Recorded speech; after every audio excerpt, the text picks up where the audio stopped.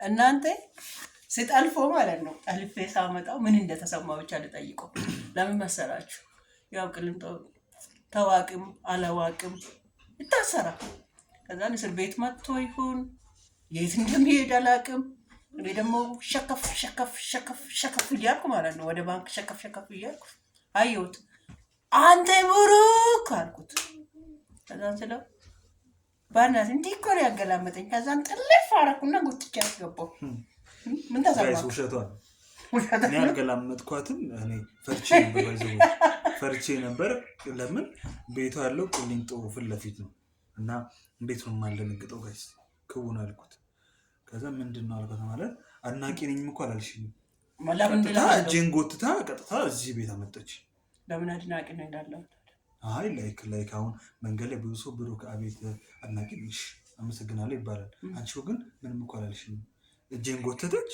እንደ ሌባ እኮ ነው ጋይስ፣ ሰው ሁሉ እያየኝ እኮ ነው። ከዛ ሲከተሉ ነበረ። ግን ምን አልኩ መሰላችሁ? ያው ያቁኛል፣ እኔ ሰፈር ውስጥ ስለማያቁኝ ለዛ ነገር ነው ጉትታ። እሱን የሚያቁኝ ሰፈር የራሱ ቤት ጎሮቱብ ላይ ታገኛላችሁ። አሁን ጎሮቱብ ላይ አለ እሱ ታሪክ።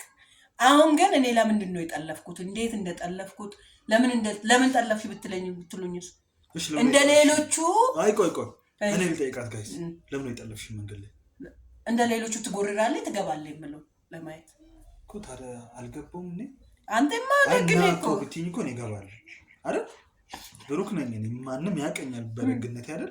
ብሩክና አንዴ ቤት ገብተን ሻቡና ብለን ተወጣለን። ለምን ስለማደንቅ ብትይኝ ያው ማለት ሰዓቴን አይቼ ምናምን ሰዓት እንትን ይለብኛል። እኔ ለምን እንደዛ ማድረግ አልፈለኩ መሰላችሁ?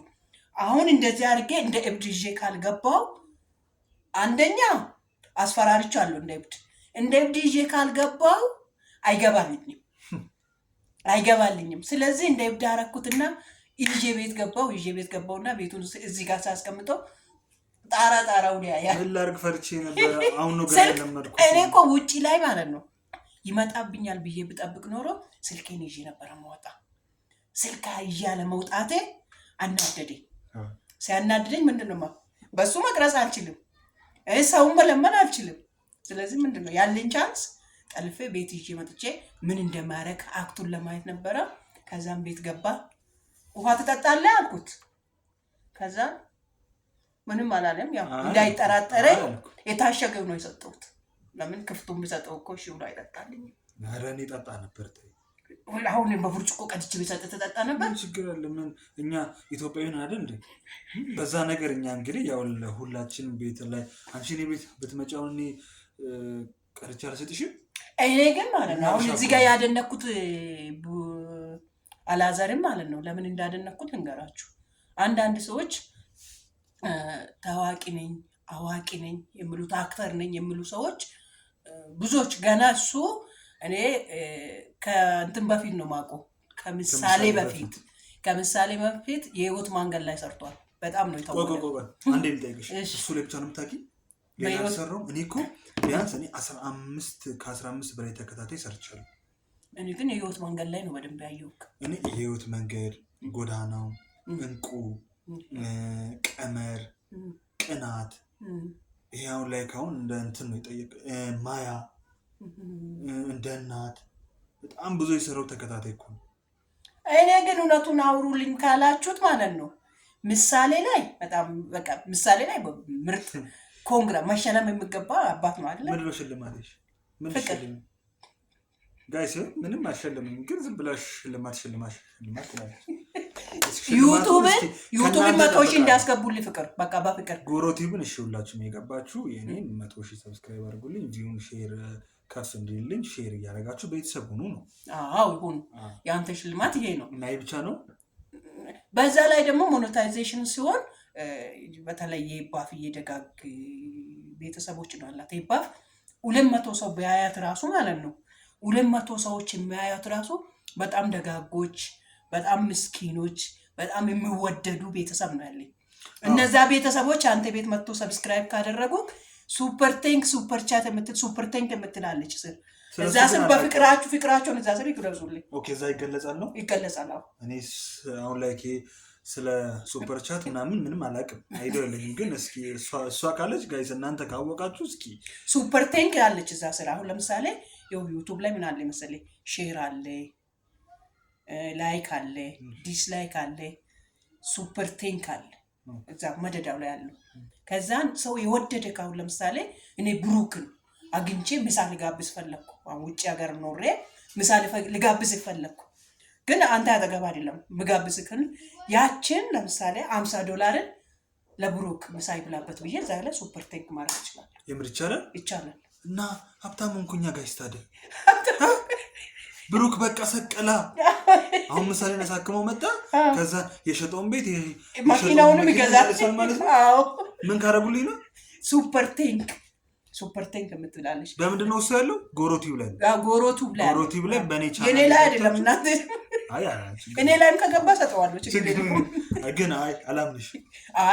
ታምነኛለህ ጋይስ ነው ግን ከምንጣላ ገና በመጀመሪያ ቀናችን ከምንጣላ ቢያንስ ለጉባ ጎሮቲ ብዬ ገባችሁ። አሁን ያለቻችሁ እኔ አላውቅም፣ ስሙን አላውቅም። እኔ ቤቴን ካስመለስኩኝ መኪናዬን ከገዛው ለእኔ በቂ ነው። ኧረ ይገዙልሃል። የቤቱን እንትን በዛ ላይ እኮ ማለት ነው በቀላሉ። አሁን ለምሳሌ $2 ጀምሯል። $2፣ $5፣ $10፣ $100፣ $50 ለምሳሌ በአረብ ሀገር በአረብ ሀገር አለ አይደለ? አሁን በሀገር በድራማ አለ በምን አለ በተለያየ በሚኖሩበት ሀገር ማለት ነው። በዛ መልክ ሱፐር ቴንኩንም ሱፐር ቻቱንም ሱፐር ቴንኩን በዛ ላይ ማግኘት ይችላል። ለዚህ ምሳሌ በጣም የሚሆንልኝ አዶናይ ሰግጥ አይደለም የምለው ሰግጥ ለህይወቴ ስግጥ ለበረከቴ ስግጥ ለስኬቴ ስግጥ።